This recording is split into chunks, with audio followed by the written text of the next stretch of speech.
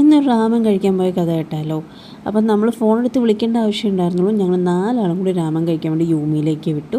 അവിടെ എത്തിയപ്പം നമ്മൾ ആദ്യം തന്നെ കുറച്ച് ഹണി ഗ്ലേസ്ഡ് ചിക്കൻ ഓർഡർ ചെയ്തു. അടിപൊളിയായിരുന്നു കേട്ടോ, നല്ല ടേസ്റ്റായിരുന്നു. അത് കഴിഞ്ഞപ്പോൾ നമുക്ക് റോ ഫിഷ് ഒന്ന് ട്രൈ ചെയ്താൽ കൊള്ളാമെന്ന് തോന്നി. അങ്ങനെ നമ്മൾ ശഷ്മി ഓർഡർ ചെയ്തു.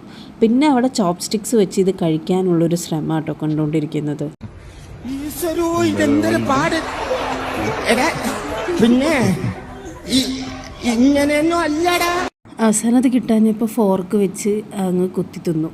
അത് കഴിഞ്ഞ് ഈ ശഷ്മി കഴിക്കുന്നതിന് മുന്നേ അത് ഡിപ്പ് ചെയ്യാനുള്ള സോയ സോസിൽ നമ്മൾ ഇത്തിരി വസാബി മിക്സ് ചെയ്യണമായിരുന്നു. അങ്ങനെ വസാബിയൊക്കെ മിക്സ് ചെയ്ത് ആദ്യം ചേച്ചി ട്രൈ ചെയ്യാൻ പോയി. പിന്നെ എന്നോട് പറഞ്ഞാൽ നീ ട്രൈ ചെയ്ത് നോക്കുന്നുണ്ട്. അങ്ങനെ ഞാൻ നേരെ ഒരു പീസ് എടുത്ത്, കുറച്ച് ഞാനും ചോപ്സ്റ്റിക്സ് അത്ര ഉപയോഗിച്ച് പരിചയമില്ലാത്ത ആളായതുകൊണ്ട് കുറച്ച് കഷ്ടപ്പെട്ട് നേരെ നമ്മൾ ഒരു പീസ് ഫിഷ് എടുത്തു.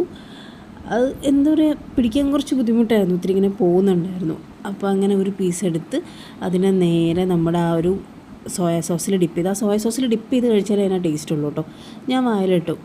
എനിക്ക് ഫീൽ ചെയ്തത് കുറച്ച് ച്യൂവി ആയിട്ടുള്ള ഒരു സാധനം കഴിക്കുന്നുണ്ട്. അങ്ങനെ വലിയ ടേസ്റ്റ് എന്നല്ല, വളരെ പ്ലെയിൻ ആണ്, പക്ഷെ കുറച്ചൊരു ച്യൂവി ആയിട്ടുള്ളൊരു സാധനം വായിലിട്ട് നമ്മളിങ്ങനെ ചവയ്ക്കുന്ന പോലെയാണ് ഫീൽ ചെയ്തത്.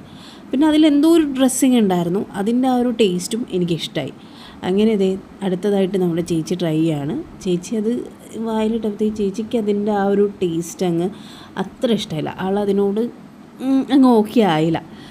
അപ്പം രജനീഷേട്ടൻ ഇങ്ങനെ പറയുന്നുണ്ട് ഇതൊക്കെ യൂഷ്വലാണ്, വളരെ നോർമലാണെന്നൊക്കെ പറയുന്നുണ്ട്. അത് കഴിഞ്ഞ് ഗിരിയേട്ടൻ ട്രൈ ചെയ്തു. ഗിരിയേട്ടനും ഓക്കെ എനിക്ക് തോന്നുന്നു കഴിച്ചതിൽ ഏറ്റവും ഇഷ്ടമായത് എനിക്കത് തോന്നുന്നു. അത് കഴിഞ്ഞ് നമ്മൾ കഴിക്കാൻ പോയ സാധനമായിട്ടുള്ള രാമൻ വന്നു. നമ്മൾ 2 എണ്ണേ ഓർഡർ ചെയ്തോളൂ, നമ്മൾ 4 ആൾക്കും ഷെയർ ചെയ്തു. അതും അടിപൊളിയായിരുന്നു കേട്ടോ.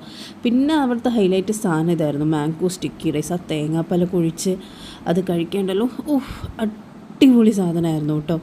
അത് കഴിഞ്ഞ് നമ്മൾ കുറച്ച് നേരം മോളിലൊക്കെ കറങ്ങി, പിന്നെ വീട്ടിൽ പോയി ഡ്രസ്സ് മാറി വീണ്ടും ഐസ്ക്രീം കഴിക്കാൻ ഇറങ്ങി. റോട്ടിലിരുന്ന് കുറേ ഫോട്ടോസൊക്കെ എടുത്ത്, പിന്നെ റോട്ടിലിരുന്ന് കുറേ നേരം അവിടെ ഗാർഡൻ ഉണ്ട്, അവിടെ ഇരുന്ന് കാർഡ്സൊക്കെ കളിച്ച്, അത് പോരാഞ്ഞിട്ട് വീട്ടിൽ പോയി ഇരുന്ന് കാർഡ്സൊക്കെ കളിച്ച് നമ്മളൊരു 3 മണിക്കാണ് അന്നത്തെ ഡേ വൈൻഡപ്പ് ചെയ്തത്.